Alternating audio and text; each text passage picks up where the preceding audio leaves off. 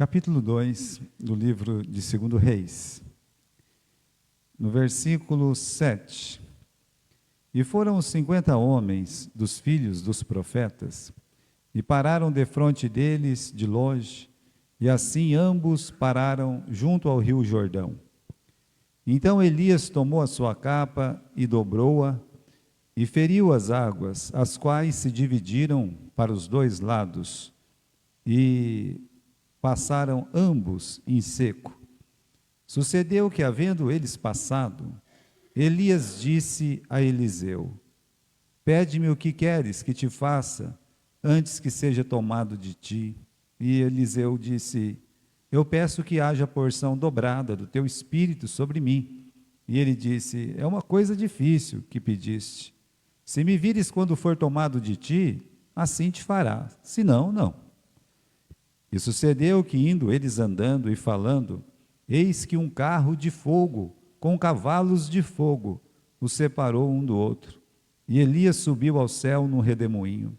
O que vendo Eliseu clamou: meu pai, carros de Israel e seus cavaleiros, e nunca mais o viu. E pegando as suas vestes, rasgou em duas partes. Também levantou a capa de Elias, que dele caíra, e voltando-se parou à beira do rio Jordão. E tomou a capa de Elias, que dele caíra, e feriu as águas, e disse: Onde estás, ó Senhor, Deus de Elias? Quando feriu as águas, elas se dividiram, de um e de outro lado, e Eliseu passou. Vendo, pois, os filhos dos profetas, que estavam diante de Jericó, disseram: O espírito de Elias repousa sobre Eliseu. Vieram ao seu encontro e se prostraram diante dele em terra. Irmãos, hoje nós vamos falar desse assunto que está aqui no versículo 14. Não é nenhuma oração, apesar de ter um ponto de interrogação, é uma oração, apesar de ter um ponto de interrogação aí. O Elias, ele faz um clamor a Deus. Ele diz: Onde está? Onde estás, ó Senhor, Deus de Elias? E hoje nós vamos falar sobre esse assunto aqui, olha. Deus de Elias, ele quer novos Elias. O Deus de Elias, ele quer sim um Eliseu, ele quer, depois de Eliseu houve outros profetas. Sim, novos Elias no sentido que ele quer homens, ele quer mulheres que tenham a fé do Elias, que estejam prontos para serem usados como o Elias foi usado. É sobre isso que nós vamos falar hoje à noite. Então, irmãos, o grande objetivo da minha alma ou da sua, eu acredito que seja, o quê? Seja buscar sempre a Deus. A gente ama meus irmãos da igreja, a gente ama o culto, a gente ama a comunhão, a gente tem amor por todas essas coisas. A igreja, por exemplo, eu amo a igreja. Eu não amo a igreja porque ela é bonita, eu nem acho a minha igreja muito bonita. Ela pode ser muito mais bonita olhando de fora do que é. Mas eu amo, meus irmãos, o que ela representa em Cristo Jesus. A palavra da verdade, a sua história, banhada com o sangue dos nossos antepassados, para que ela pudesse chegar até nós. Eu tenho prazer na igreja do nosso Senhor Jesus Cristo. E não é uma coisa que é agora, porque é pastor, por isso que ele estava falando. Não, sempre foi. Sabe, um amor muito grande pela igreja, desde que era jovem, desde que era pequeno. Quando eu me converti, a nossa igreja lá em Cornélio, hoje está uma igreja muito linda, mas era um depósito de veneno. Vocês acreditam nisso? Hoje não seria nem aceito fazer uma igreja onde tinha sido um depósito de veneno. E tinha uma porta lá que era uma porta de bar. E tinha um menino que, sabe, eu convidei ele para ir na escola dominical, ele foi para a escola dominical comigo, e ele ficava tirando sarro, sabe? Todo tempo lá na escola. A igreja dele, a porta é de bar, a igreja da porta do boteco, né? Olha, quase que eu dei uns tapas nele, né? Mas a gente era crente, a gente não podia ficar fazendo essas coisas. Mas me irritava. Mas eu amava a minha igreja. Você sabe que chegou um tempo na igreja que eu fiquei 3 meses sozinho na igreja. Não tinha ninguém. O pastor foi embora, todo mundo foi embora. Fiquei lá, sozinho. Quando eu levei ele na rodoviária, ele disse assim, eu era menino ainda, tinha 15 para 16 anos. Ele disse, fique em paz. Vai chegar um pastor aí semana que vem. 3 meses. Eu entrava na igreja, eu limpava todos os bancos da igreja. Cada banco tinha 4 metros de comprimento. Eu limpava. Eu queria que alguém entrasse lá. Não entrava. Hoje é uma igreja maravilhosa.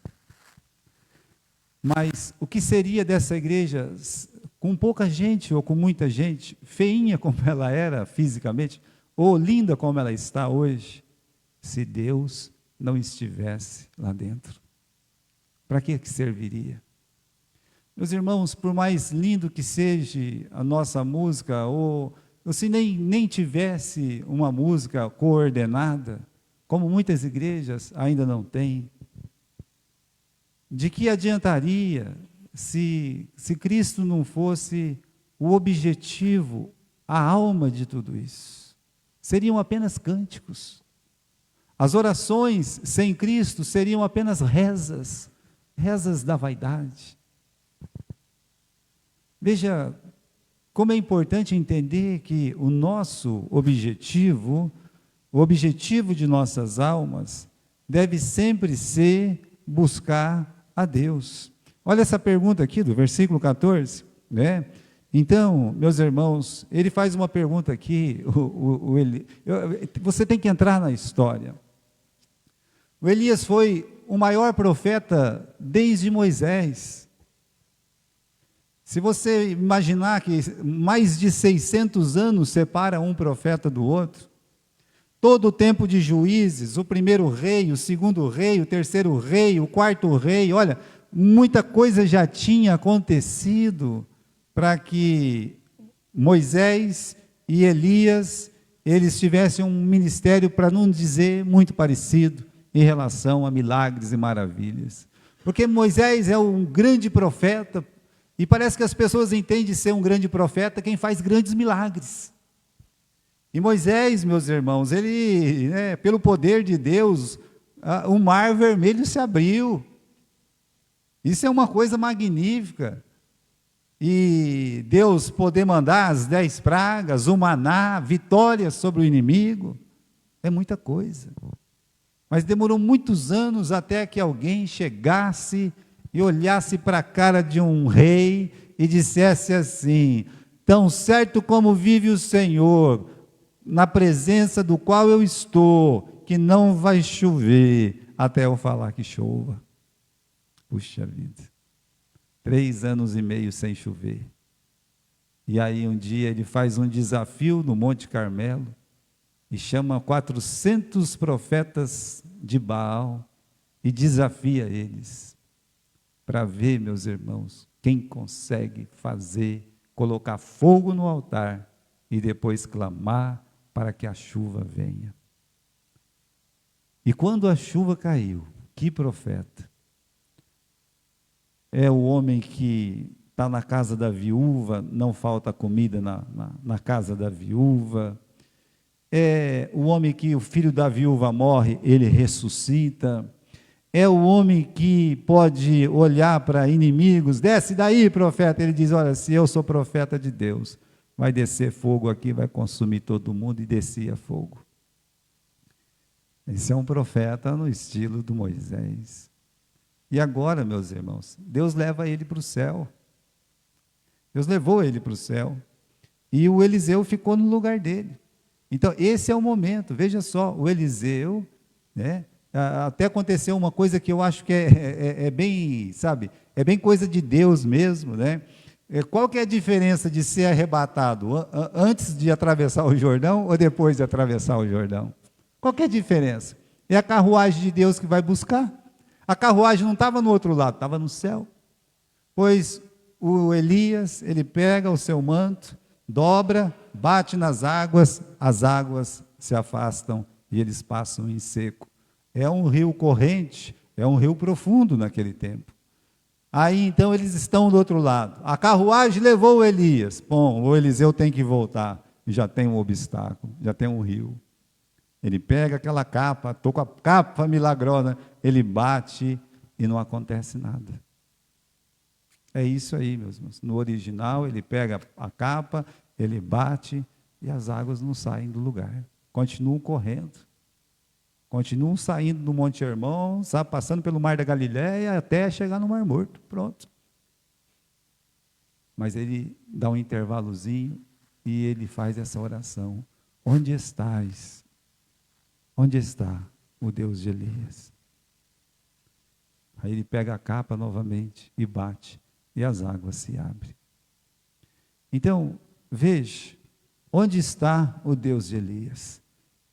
Às vezes, uma pessoa como Gideão, que nós estudamos a semana passada, desgostoso, triste por tudo de ruim que está acontecendo, ele faz essa pergunta. Ele é um crente, ele era um homem que temia a Deus. O livro de Hebreus coloca ele entre os heróis da fé. Ele tinha fé, mas ele está triste. Então, às vezes, as coisas acontecem na nossa vida, a gente pergunta, onde que Deus está, né, que essa situação está tão difícil? Mas, geralmente, quem faz mesmo essa pergunta é os incrédulos. Cadê seu Deus? Não é disso que diz o salmista? Onde está o seu Deus? Né? Não foi isso que disseram lá para Sadraque, Mesaque e Abednego? Né? Jogaram eles lá naquele fogo, naquela sarça ardente lá, e disseram, vamos ver, cadê o Deus de vocês, para livrar vocês? Né? Assim, isso é uma interrogação dos ímpios, da impiedade, de pessoas que não conhecem a Deus. Já o Eliseu não. Aquilo ali, meus irmãos, não é fruto de dúvida, nem falta de fé, nada disso. É uma oração que ele faz. Ele está fazendo uma oração. Olha, onde está? Vamos ali, versículo 14, capítulo 2, versículo 14, lá no meio, o Eliseu diz, onde está o Senhor, o Deus de Elias? Onde estás? É mais fácil a gente responder onde ele não estava. Onde Deus ele não estava. Você sabe que no tempo de Elias, a cidade que realmente era a grande cidade, não era Jerusalém ainda. Porque Jerusalém tinha ficado meio assim para baixo, né? O Onri foi lá, comprou aquela eira, e depois construiu a cidade de Samaria, cujo palácio era o palácio de marfim, uma coisa magnífica, lindo. Então, cresceu muito o reino de Samaria, a própria cidade de Samaria, que está lá até hoje. Quando Jesus passou, estava lá, né? Então, veja que essa cidade, meus irmãos, tinha o seu templo. Não é o seu templo, muitos templos de ídolos, mas tinha um palácio que ele é mencionado na palavra de Deus. E nesse palácio, olha, tinha uma sala, uma cozinha, se a gente pode falar, uma sala de jantar ou de almoço, que era muito maior do que a nossa igreja. A nossa igreja, assim, cabe 160 pessoas aqui dentro, para dizer confortavelmente. Mas como é que você vai colocar 160 pessoas para almoçar aqui com mesa e tudo? Olha, a sala de jantar daquele palácio, todos os dias, a Jezabel, que era a rainha naquele tempo, colocava 400 profetas para almoçar com ela. 400, um palácio espiritual, né? Tem 400 profetas aí dentro, almoçando todos os dias. Pois é. Tinha 400 profetas almoçando com ela todo dia. Mas Deus não estava lá, naquele palácio. Deus não estava lá. Irmãos, era um povo, sabe? Quando o Elias subiu no Monte Carmelo, e ele fez uma pergunta para as pessoas, olha, se Deus é Deus, sirva a Deus, mas se vocês acham que Baal é Deus, pode servir o Baal. A Bíblia diz que eles não responderam nenhuma palavra, eles ficaram quietos, eles estavam querendo adorar a Deus e a Baal ao mesmo tempo, ou somente a Baal e não a Deus, mas Deus não estava no coração daquelas pessoas.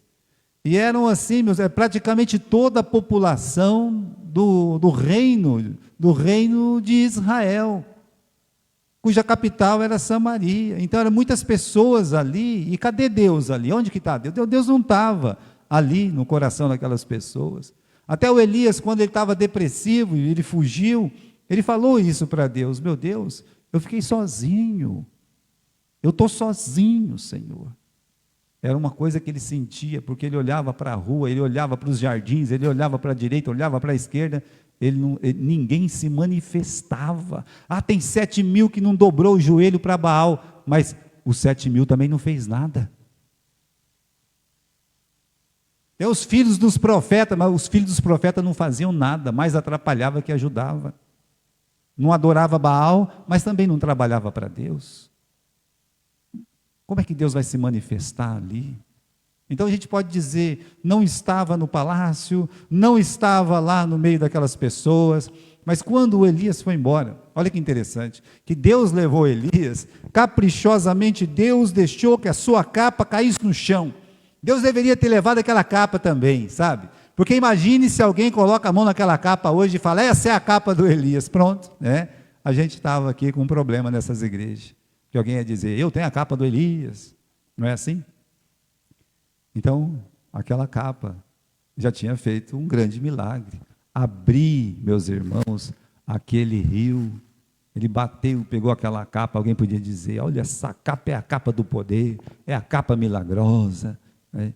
Então ele pega aquela capa, ele vai lá, ele bate, e de fato não aconteceu nada.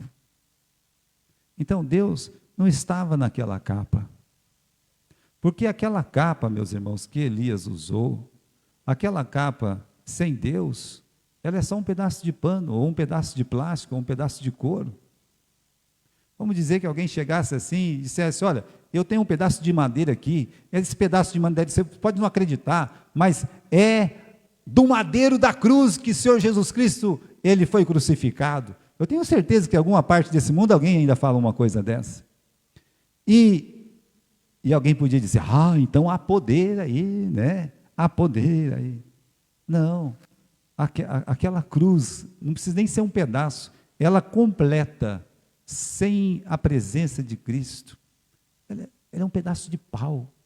Com Cristo, meus irmãos, podemos dizer, a cruz em que Cristo foi crucificado, tirado dali, é só um pedaço de pau. Virou a mensagem da cruz porque Cristo estava lá, não porque era uma cruz. Então, nós sabemos onde Deus, ele não estava. Agora, Elias foi embora, né? Aqui no capítulo 2, versículo 7 em diante, ele está indo embora, meus irmãos. Ele foi levado de uma forma maravilhosa, né? Então, está o Eliseu, o Elias, né? Caminhando, andando, passaram por algumas cidades antes, e quando estava indo, de repente, aconteceu o grande milagre. A carruagem de fogo com cavalos de fogo passou, levou Elias e deixou o Eliseu. O engraçado dessa história, da elevação de Elias, do arrebatamento de Elias, é que os filhos dos profetas, que seriam os seminaristas hoje, eles sabiam que isso ia acontecer. Eles falaram para Eliseu, que também sabia que isso ia acontecer. Olharam assim e disseram, olha, você sabia que o seu Senhor vai ser elevado sobre a sua cabeça hoje? E o Eliseu falava, eu sei, cala, né? Para de falar sobre isso. Passaram na outra cidade, ei, os filhos, mais uma vez, né? outros seminaristas, e disseram, você sabia que o seu Senhor vai ser elevado sobre a sua cabeça hoje? E o Eliseu disse, eu sei, e olha, o Elias escutando tudo isso, a preocupação desses seminaristas, qual que era? É que o Elias ia ser levado, e foi levado. Quando o Elias foi levado, e o Eliseu volta para o outro lado do rio, a primeira coisa que os filhos dos profetas, os seminaristas fazem é, você quer que a gente procure ele? Pode ser que ele está em outro lugar. E o Eliseu disse, não precisa. E eles disseram, mesmo assim, nós vamos procurar. Sabe por quê, meus irmãos? Porque a preocupação deles era onde estava Elias. A preocupação deles era a presença física de Elias. Imagine você ser discípulo de um profeta que manda parar de chover, ou manda chover, ou que manda descer fogo do céu. Já pensou ser discípulo de um profeta, né? Andar atrás de um homem desse? Saber que se alguém mexer com você, você fala, ó, profeta, ali está, né? Não, imagine. Então, aquela confiança no profeta Elias, sabe? Aquela confiança no ministério de Elias, confiança naquele poder que quando ele orava as coisas aconteciam. Então, irmãos, a preocupação daqueles meninos, qual que era? Dos rapazes, onde está o Elias? A gente tem que achar o Elias, porque Elias representa o poder de Deus, a manifestação de Deus neste mundo. E de fato, meus irmãos, ele era o representante de Deus ali naquele momento, fazendo aquelas obras. E agora chegou a vez do nosso Eliseu, né? Para Eliseu, o que mais importava não era onde Elias estava, mas onde Deus estava. Ele poderia ter chegado lá e dizer o que estava no coração dos filhos dos profetas. Pegar a capa e dizer, cadê você, Elias? Parece, Elias. Ele não podia dizer, né? Mas não é isso que ele faz. O que ele faz? Ele fala, onde está o Deus de Elias? Ele está preocupado, onde está Deus, né? Elias não estava ali, e isso é uma perca, mas essa não era a questão principal para o profeta Eliseu, né? Olha, ele podia prosseguir sem o Elias, mas não sem o Deus de Elias. Talvez esse é um ponto-chave na história do próprio Eliseu, que ele podia prosseguir sem o Elias, e eram tantas dificuldades. A Jezabel ainda estava viva. Eram tantas dificuldades, a idolatria não tinha sido destruída. Era tanta dificuldade, as pessoas não queriam servir a Deus. Mas ele podia prosseguir sem Elias, mas não sem o Deus de Elias, né? O Deus de Elias era mais importante que Elias. E aí, meus irmãos, Deus, ele quer isso. Ele quer pessoas cujo interesse é Ele.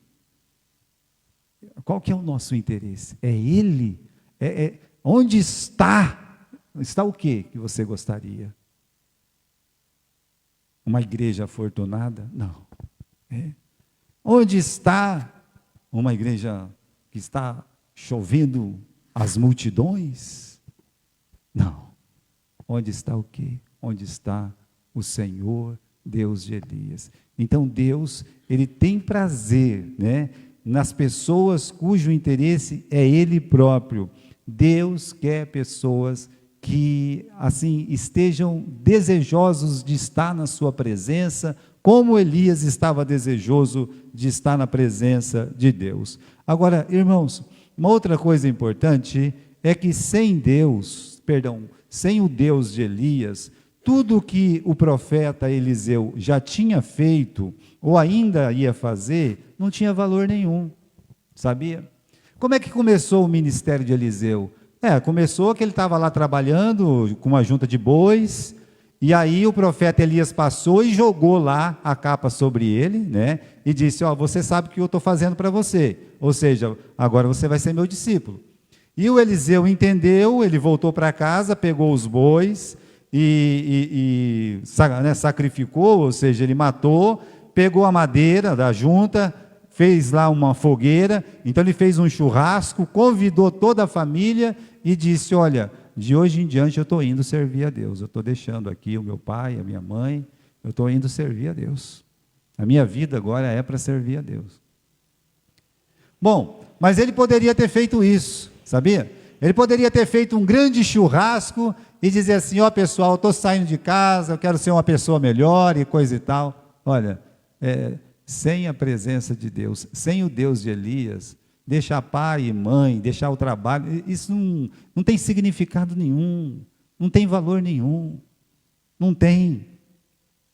Sem a presença, meus irmãos, do Deus de Elias, ele lavava as mãos dos profetas, olha que coisa legal, né? Ele andou com Elias, lavou as mãos dos profetas, do profeta, mas sem o Deus de Elias, ele foi somente um criadinho, sabe? Um criado para ir lá lavar a mão, só isso, né? Imagine as coisas que ele viu. Por exemplo, ele viu os inimigos serem consumidos pelo fogo, isso é uma coisa espetacular. Ele viu o que mais? Ele conhecia as histórias do profeta do fogo. Ele passou o Rio Jordão a seco, junto com Elias. Ele passou já uma vez. Ele presenciou o arrebatamento. Quantos de nós presenciamos um arrebatamento? Nenhum, né? Ele herdou a capa milagrosa, né, assim, do grande profeta. Mas sem andar, meus irmãos, sem a presença do Deus de Elias, isso não vale de nada, absolutamente nada. Por isso, fazer muitas coisas e ter muitas experiências não significa que você está com o Senhor, Deus Todo-Poderoso. Não quer dizer nada. Eu fiz tanta coisa, eu tenho tantas experiências.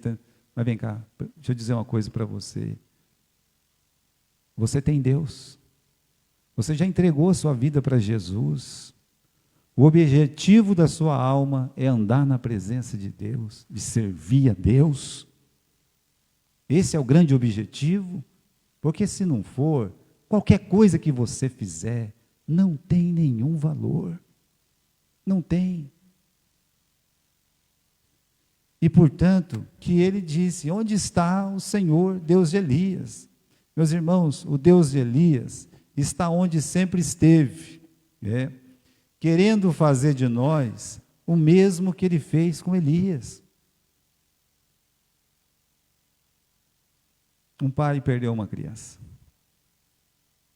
Pastor, era o pastor João. E depois que perdeu essa criança, o pastor estava no velório, o pai olha para o pastor e diz, onde que está Deus, pastor? Que minha criança morreu.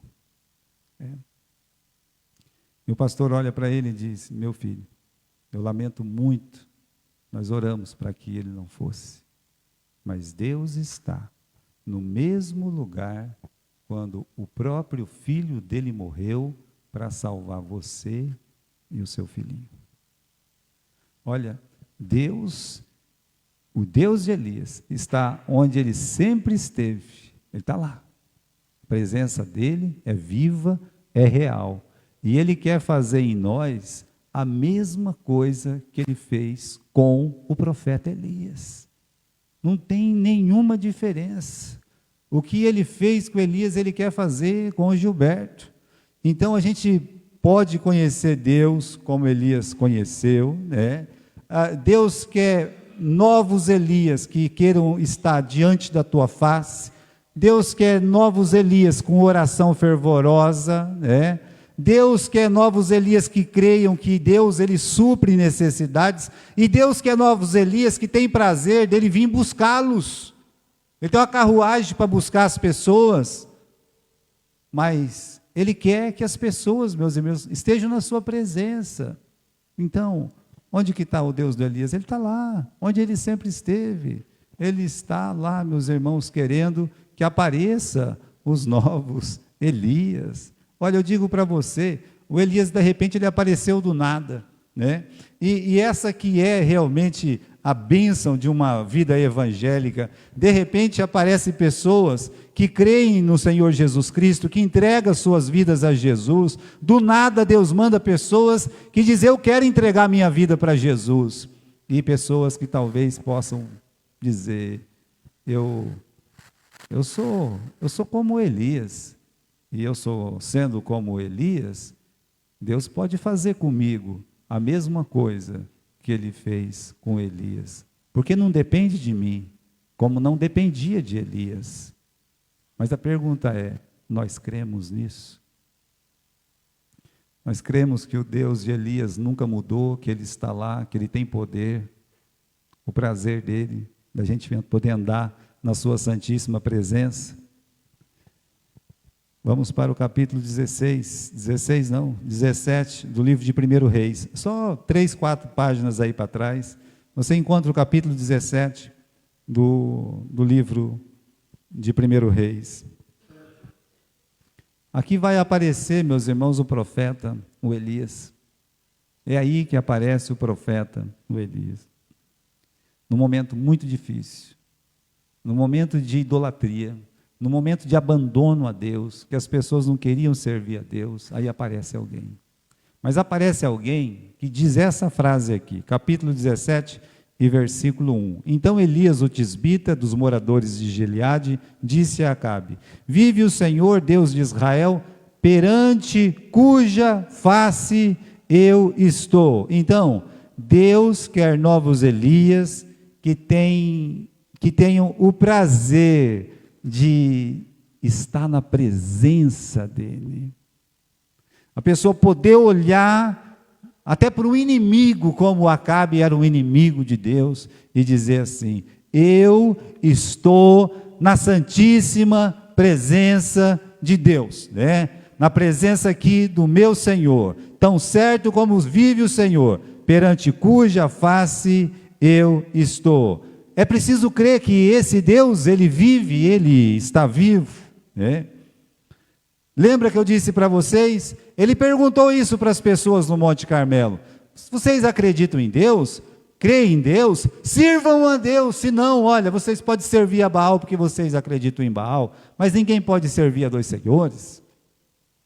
Veja, queridos irmãos, ninguém respondeu nada para dizer assim: profeta, eu também creio em Deus, eu quero estar na presença do meu Deus. O que é isso, pastor, estar na presença de Deus? Eu vou dar uma palavra bem simples para explicar o que é isso. Jesus, ele chega e o Mateus está na coletoria, fazendo o trabalho dele lá, honradamente, e Jesus olha para ele e diz apenas uma palavra: segue-me. Ele levanta, dobra o caderninho, coloca a caneta lá, se levanta, bate a poeira e segue a Jesus. Andar na presença de Deus é seguir a Jesus Cristo. É aceitar o chamado dele e segui-lo.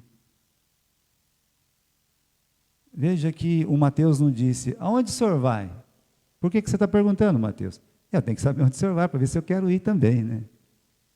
Às vezes a gente faz isso com Deus. Eu só vou para onde eu quiser, eu só faço o que eu quiser. Não. Estar na presença de Deus não é Deus estar na sua presença para fazer o que você quer. É o contrário. É você estar na presença dele para andar onde ele está. É estar na presença de Deus e não o contrário. E Deus quer novos Elias por isso, pessoas que têm coragem de andar onde ele está, que têm um compromisso de estar na presença dele. Olha que Jesus foi em alguns lugares que realmente os apóstolos não queriam estar. Um dia estava lá com os apóstolos e Jesus disse: vamos para Jerusalém. Era festa. E eles chegaram numa conclusão: mas Senhor, o Senhor vai subir lá, sabendo que eles querem matar o Senhor lá, o Senhor vai subir lá. Veja, eles não queriam ir lá, mas foram. Foram. Da outra vez, o Lázaro morreu. O Senhor, aquele que tu amas está doente. Mas eles estavam querendo matar Jesus lá. E o Lázaro morava em Betânia, que fica aí colado com Jerusalém. E então os apóstolos não queriam ir. E Jesus disse: olha, nós vamos lá ver o Lázaro. Não, Senhor, né? É perigoso, né? Aí Jesus explicou: olha, o Lázaro está morto. E aí foi. E o Tomé disse: vamos lá, gente, vamos morrer com ele. Olha que lindo. Você está pronto para isso? Deus, ele quer novos Elias, quer pessoas assim. Como é que você vai ver grandes coisas de Deus se você não tiver vontade de estar onde ele está? Elias, vai para o Ribeiro de Querite. Mas Senhor, fazer o que lá? Não, ele foi. Agora vai para a casa da viúva. Vai fazer o que na casa da viúva? Né? Ele foi. Meus irmãos, aonde Deus o mandava, ele ia. Porque ele estava na presença de Deus. E às vezes a gente quer submeter Deus à nossa presença, aos nossos desejos, aos nossos caprichos. Não, meus irmãos. Deus, ele quer novos Elias. Ele quer pessoas que desejam andar na sua presença. É isso que Deus quer. Quantos de nós estamos preparados para dizer isso para Deus? Meu Deus, eu quero andar na sua presença, eu quero andar aonde Cristo for, eu quero ir com Cristo. Isso muda muito a sua vida, vai mudar a sua vida na sua casa, vai mudar a sua vida no seu trabalho, vai mudar a sua vida na sua igreja, vai mudar a sua vida de assim, olha, com relacionamentos, com esposa, com filhos, com amigos, quando você quer andar na presença do Senhor. A molecada mais nova, por exemplo, vamos fazer isso. Não, ele já pensa, não, mas eu tenho que andar na presença de Deus, não na presença dos meus amigos, que vão me desencaminhar. Veja como isso é importante. Deus, Ele quer novos Elias, com orações fervorosas. Agora, queridos irmãos, eu queria que vocês abrissem lá no livro de Tiago. No livro de Tiago, no capítulo 5. Vamos lá comigo? É lá no final do Novo Testamento, você vai encontrar o livro de Tiago, depois do livro de Hebreus. E diz assim, no versículo 17, Elias, ele era um homem sujeito às mesmas paixões do que nós. E orando, ele pediu para que não chovesse, e por 3 anos e 6 meses não choveu sobre a terra. E orou outra vez, e o céu deu chuva, e a terra produziu o seu fruto. Aqui, irmãos, Tiago ensina que ele era um homem como nós. Isso é muito importante quando se fala de uma oração fervorosa. Um homem como nós. A Rose trouxe uma criança hoje, cuja mãe pediu que o pastor colocasse a mão na cabeça dela para orar. Ore. Até onde eu sei, a menina estava doente, ela ficou aqui até o final do culto das crianças. Você tem que lembrar que o Elias não era melhor do que você. Ele não era uma pessoa assim espetacular, sabe? Quase um semideus, porque isso está nos livros, meus irmãos, de mitologia, né? Mas aqui a Bíblia está dizendo, Tiago, versículo 17, era um homem sujeito às mesmas paixões que nós, né? Mas ele tinha uma coisa com ele, meus irmãos. Ele tinha coragem de clamar a Deus, de olhar para a cara de um rei e dizer, não vai chover. Não vai. Uma oração fervorosa. Para que nós temos essa coragem também de enfrentar problemas terríveis, quase sem solução humana, e dizer, Deus pode. Deus, Ele faz. Ele orou para não chover e não choveu. Então Deus, Ele tem prazer de ouvir as nossas orações. Deus, Ele quer ser conhecido como Deus e que nós somos seus servos através de orações conforme a sua vontade. Olha, lá no livro de João, no capítulo 11, versículo 42, na ressurreição de Lázaro, Jesus, Ele orou. Precisava orar? Ele era Deus? Não. Mas Ele explica, Ele fala, Pai, eu estou orando a Ti, Pai, não é porque eu duvido que o Senhor pode ou não fazer, né? Não. Mas é para que eles conheçam que eu fui enviado por Ti. Meus irmãos, você sabia que através das nossas orações, muitas pessoas podem se chegar a Jesus? É isso que Jesus nos ensina naquele momento. Ele ora para o Pai para que as pessoas vejam que Ele está conversando com Deus e que Deus está agindo. Então nós somos chamados a orar. Paulo fala isso para Timóteo. Timóteo, vocês têm que orar por todos os homens, por todas as autoridades, vocês têm que orar. Meus irmãos, não é uma questão de igreja, de oração, que a nossa igreja tem que orar. Eu estou falando assim de um Elias, um novo Elias, alguém que tem coragem de clamar a Deus, de chegar e dizer, Senhor, o Senhor vai cuidar, o Senhor vai agir, o Senhor tem poder, eu confio, Senhor, que o Senhor pode fazer. Mas tem que ter um Elias, né? Mas o Elias não era um super-homem, não. Ele era um homem de carne e osso, como eu e como você. Não se esqueça disso. Deus, ele quer novos Elias, com orações fervorosas.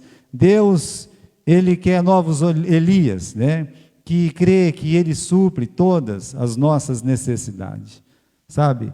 Em tempos de crise, e Elias, ele viveu muito tempo de crise de falta de água, né? De falta de comida, crises emocionais. O Elias, ele sofreu essas coisas. E algumas vezes ele sucumbiu. É claro, ele era um ser humano, ele sucumbiu, né? Mas ele foi aprendendo que Deus, ele supre todas as nossas necessidades em Cristo Jesus, como ensina o apóstolo Paulo. Quando ele estava lá no ribeiro de Querite, de manhã, meus irmãos, e à tarde, os corvos levavam alimento para ele. Quando ele foi na casa daquela viúva, a farinha e o azeite não se esgotavam nunca naquelas botijas. Mas o que é isso? Isso é Deus suprindo as nossas necessidades. Sabe, irmãos, eu sempre falo, não reclame, não fique reclamando. Deus sabe o que você está passando, Deus vai suprir essa necessidade. Sabe, assim, quando eu casei, a nossa vida não era fácil, era uma vida difícil, né? Eu ganhava meio salário mínimo da igreja, mas eu nunca me importei se era meio, se era 10, se era alguma coisa. Mas teve um dia que ficou marcado, sabe? Um dia que eu saía, né? Eu vim atender o trabalho aqui na quarta-feira, de Galha para cá. E a igreja aqui, meus irmãos, ela não tinha dinheiro para poder ajudar. Não tinha. Porque era Mariazinha e meia dúzia de crianças. Aí eu pensei naquele dia, falei, eu não vou, né? Porque eu tenho que comprar as coisas para casa aqui, está difícil, né? Pensei comigo. Era um tempo muito difícil mesmo. Meu carro, as pessoas reclamam, olha, se mostrasse um prego para o meu carro, para o pneu do meu carro, ele estourava. Né? Era uma coisa horrível. Mas Deus usava aquele carro toda semana para ajudar pessoas a ir para a Garça, trazer para o hospital. Era uma coisa maravilhosa aquele carro. Né? E aí eu disse, eu vou fazer o que Deus mandou. Eu vou para Marília. Né?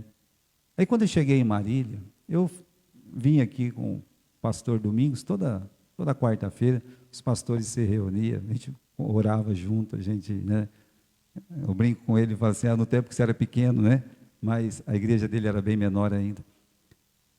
E eu estava indo embora. E quando eu estava indo embora, a Nice, ela olhou para mim e disse, pastor, o pastor Domingos disse que o senhor não pode ir embora agora. Eu falei, mas acabou lá e eu estou com pressa, né? Eu vinha para a casa da Mariazinha aqui. E disse, não, ele disse que não pode. Né? Só para o senhor esperar um pouquinho. Você sabe o que ele foi fazer, meus irmãos? Eu não abri a boca, eu nunca reclamei de nada. Ele foi lá, ele tinha uma cesta básica enorme, não, que ele mesmo fez. Né? Tinha carne, tinha um monte de coisa. Eu falei, meu Deus, o que é isso que o senhor está fazendo? Né? O que é isso que o senhor está fazendo? Veja, a gente vai aprendendo que Deus, ele supre todas as nossas necessidades. Quando eu saí de casa para fazer o seminário, eu falei para o meu pai, tem essa moto aqui, o senhor vai vender essa moto aqui e mandar o dinheiro para mim. Ele vendeu certinho, mandou o dinheiro para mim. Aí eu cheguei aqui em Garça, né? Uma dor de dente e tal, aquela coisa de dor de dente. A dona Alta disse, eu vou te levar no meu dentista. Levou eu no dentista dela, né? Arrumou o dente. Na hora de pagar, era o dobro do preço da minha moto. Eu fiquei devendo ainda, sabe? Aí fiquei devendo, falei assim, agora, né? Eu tenho que pagar aluguel, tenho que pagar água, tenho que pagar luz, eu tenho que pagar passagem de Veracruz para Garça todo dia, né? Como é que eu vou fazer? Eu não sabia o que eu ia fazer. Mas aí, um dia, alguém disse assim, ei, Gilberto, tem uma carta para você lá no correio. Para mim? Para você, acredita? Aí eu fui lá na caixinha do pastor, ele tinha uma carta para mim mesmo. Meu pai nunca escreveu para mim, nunca, nunca. E meu pai era muito pobre, não trabalhava na prefeitura naquele tempo, era pobre, pobre, pobre, pobre. Ele escreveu uma carta e disse, meu filho, não sei se esse dinheiro possa te ajudar, mas eu mando para você, teu pai te ama. Ali, meus irmãos, eu entendi que Deus sempre ia cuidar de mim. Então, Às vezes eu fico ouvindo as pessoas falar. Estava na casa do irmão Rodrigo ontem. Ele disse assim: ei, pastor Gilberto, sabia que eles estão vendendo aquele terreno do lado da igreja? Que sabe, é bem menor que o nosso. O nosso é 1.700, 800 metros quadrados. O dele é 900 metros quadrados. Disse: não brinca. É. Sabe por quanto? Por quanto? Por 1 milhão. Aí eu me lembrei do irmão Obara. Ele lá em cima dizendo: olha, pastor, um dia eu orei que aqui vai nascer uma igreja. Eu olhava para baixo, eu só via mato, pé de café sem carpir. Eu pensava comigo: é capaz que Deus vai fazer isso mesmo, né? A gente tinha 4 visitantes ontem pela primeira vez lá, tanto na escola dominical, quanto no culto de sábado à noite. Eu creio, Deus vai estabelecer uma igreja lá. Sabe por quê? Deus, Ele quer novos Elias, Ele quer pessoas que acreditam que Ele pode suprir toda a necessidade, todas as necessidades. Olha, Ele visita a casa das viúvas, Ele continua a ressuscitar os filhos das viúvas, Ele continua a ressuscitar os jovens. Tem muito jovem morto no seu delito e no seu pecado, mas aí Deus vem com a palavra, com o evangelho, e aquela pessoa se salva, abandona a vida de droga, a vida de imoralidade, e Jesus Cristo pega aquele jovem totalmente destruído e entrega para o seu pai e para sua mãe, como fez com o filho da viúva. Deus está lá no mesmo lugar, fazendo essas coisas. Deus, Ele tem paciência quando nós ficamos desanimados. Eu disse para vocês, meus irmãos, o Elias, ele chegou num dia e disse: meu Deus, eu quero morrer. Sabe, às vezes a gente faz coisas que a gente quer morrer, às vezes a gente está numa situação que a gente quer morrer, e aí Deus olha para ele e diz assim: não diz. Como assim, pastor? Não fala nada, coloca um pão ali, uma aguinha, deixa ele lá, não abre a boca, e ele dorme novamente, e Deus acorda ele novamente, ele já tem um pão, já tem a comida, e ele fala: eu quero morrer. E Deus não fala nada, mas Deus cura. E Deus olha para ele e fala: Elias, olha, unge o Eliseu, profeta.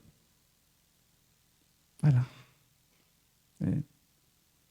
Ou seja, eu vou te dar alguém para carregar um fardo junto com você. Olha que benção. Porque ele se sentia tão sozinho. E aí Deus colocou um Eliseu junto com ele. Isso é suprir necessidade. Você acredita nisso, irmão? Deus, Ele quer novos Elias, alguém que acredita que Deus, Ele supre todas as suas necessidades físicas, espirituais, materiais. Ele quer novos Elias. Deus, Ele quer novos Elias que creiam que Ele virá buscá-los. O nosso último versículo vai ser em João capítulo 14, vamos lá, né? Nós estamos terminando. João capítulo 14. Desculpe se estou tão demorado hoje. Vamos lá. João capítulo 14.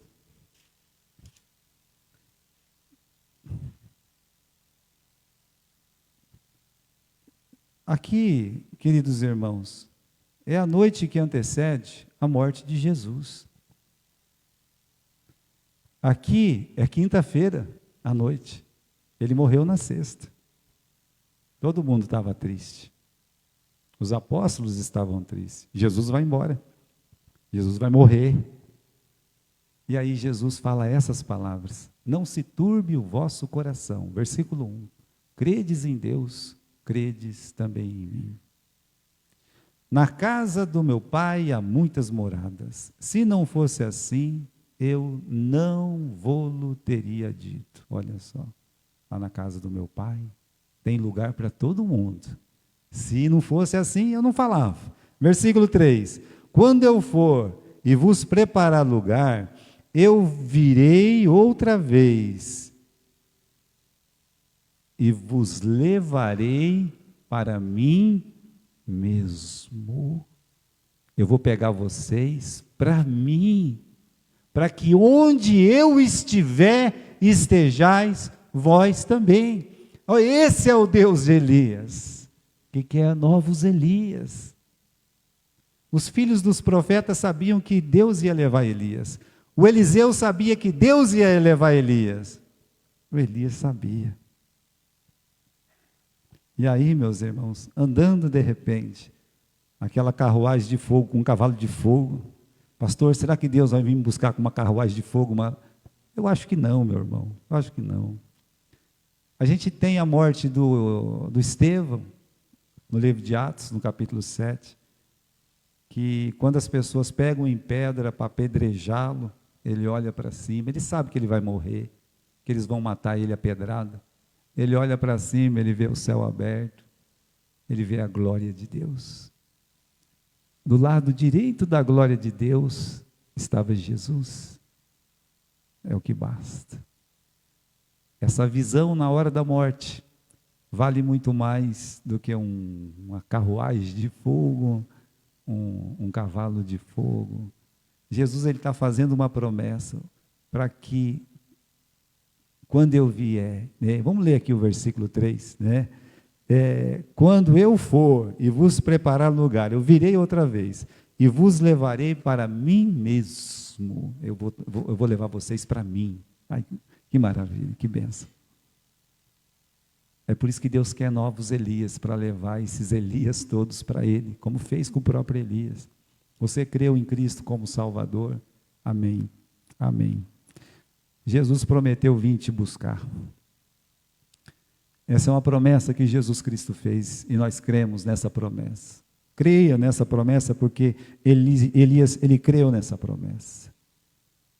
Para que onde eu estiver, estejais vós também. Ou seja, a carruagem de Deus, os cavalos que carregam aquela carruagem, ainda cabe muita gente. Nós um dia vamos para lá. Então, irmãos, Deus quer novos Elias.